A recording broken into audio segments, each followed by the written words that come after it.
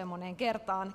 Kertauksen vuoksi kuitenkin Windows on käyttökelpoinen aikaisintaan SP2 Service Pack 2 vaiheessa. Sähän sanoit, että joo, no siitä mä tuossa kerroinkin jo, että minkä takia mun oma mielipide on se, että me ollaan jo release-kandidaattivaiheessa, eli esijulkaisuversiossa tosiaan samalla tasolla kuin yleensä SP1, ihan sen takia, että me ollaan muutettu tapaa, miten me toimitaan.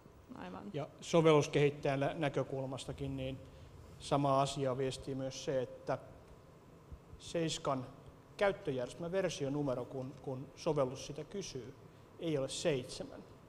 Se on 6.1 ja se kertoo sitä, että ne rajapintamuutokset ja arkkitehtuurimuutokset sovellusten kannalta on ollut hiomista. Ja sen takia yhteensopivuus on hyvä ja me ollaan hyvältä pohjalta liikkeellä. Ja laiteohjelmistojen ja ohjelmistojen kannalta ei tarvitse sitä SP1 tai SP2, koska samat driverit, samat ohjelmistot kuin Vistassa toimii ja niitä on tehty useampi vuosi.